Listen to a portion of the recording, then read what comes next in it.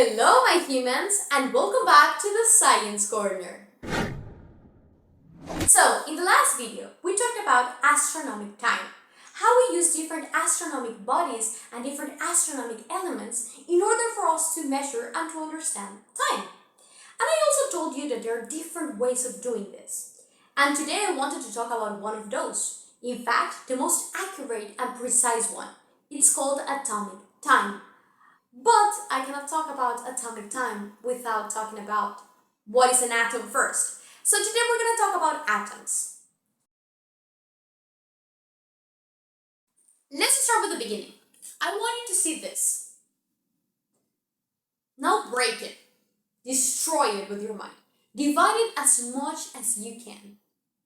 At first you're going to get pieces, then probably dust, then elements. Atoms.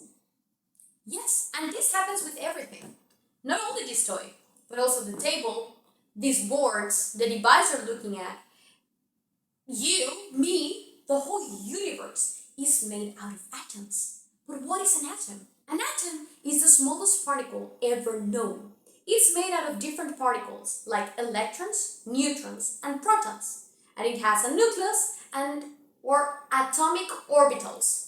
That's such a hard word to say, but anyways, that is an atom. And a little spoiler here, I'm sure that you've seen this image right here. That is an atom. And although it's not accurately presented right there, this is how it actually looks. That's very complicated, and we're not getting into that yet. And it also doesn't work like that. I'll tell you how it works. So let's start with the beginning. I told you that there was a nucleus, which is the main part of the atom. And it will always have protons on it. Protons are a negative particle. And they have a best friend, which are neutrons. The nucleus will always have protons and neutrons with it. So, protons are negative. Neutrons, just like the name says, neutral.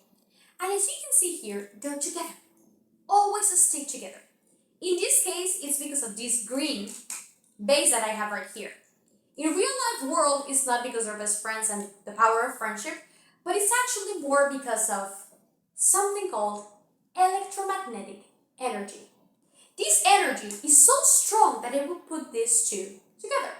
And you're going to tell me, wait a minute, if protons are negative, I'm sure that there must be another charge that might be attracted to it. A positive charge. Because positive will attract negative and negative positive, and positive will reject each other, negative and negative reject each other. Atoms are not the exception. You have another particle, which is positive, that will be orbiting the nucleus, creating an atomic orbital. So we have right now a proton, a neutron, and an electron. That is going to be orbiting the nucleus. There we go. Look at that. Gorgeous. And now I'm going to tell you another little atomic secret. Turns out that all atoms must add up to 1. So we have a 1 from the electron, which is positive, and then a negative 1 from the proton, so 1 minus 1. And because it's neutral, it doesn't exist. Okay, it's like a 0. 0. So it's 1 minus 1 plus 0 equals 0. But let's go a bit wild right now. I think we should go a little bit creative right now. And I'm going to add another proton, which is a negative, to the nucleus. This requires, of course, more energy. That's why I'm using more space in the green base, which is our electromagnetic energy. And remember, protons have the best friend, that it's going to be the neutrons. And I'm going to ask you a question. Do you think that this is an atom, or is there something off with it? We have a 1 minus 1 proton minus another proton. This is minus 2. So 1 minus 2 plus 0 plus 0. That's negative 1, isn't it? We do not want a negative 1.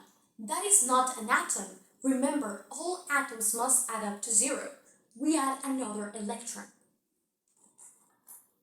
So now we have 2 positives, 2 negatives, and 2 zeros.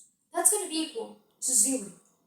2 electrons, 2 protons, 2 neutrons. Look at that. Gorgeous. We have another atom. This is in fact a helium atom. Now you must be thinking, Mile, you're completely wrong. What in the blue potatoes are you doing? You have 2 negatives that are together. And that cannot be. Because 2 negatives will reject each other. And first of all, that's a great observation. Thank you for doing it. Second of all, this is happening because of the electromagnetic energy that is putting them together. Just like in this case, we have the base that is putting them together. It's so strong that 2 particles with the same charge will stick together. Plus, the neutrons are also helping. They're like, there we go, a little help. So yeah, if you add more protons, it's important for you to add more electrons. Now you know why. And if you add more protons, it's going to be a different element. Okay, that's the whole wonder of it. The atomic number that you see here, this number in the periodic table, it's the number of protons that you have in the atom. And right now you must be wondering, what does any of this have to do with time? And even though I'm going to talk about this in the next video, I will give you a heads up. Turns out that all of these movements, all of these energy releases, all of this radiation that is being produced in the atom, is happening only because time is acting on it. And all of those movements and all of those things that are happening here are the ones that we can measure in order for us to know the atomic time. But that will be further on in the next video.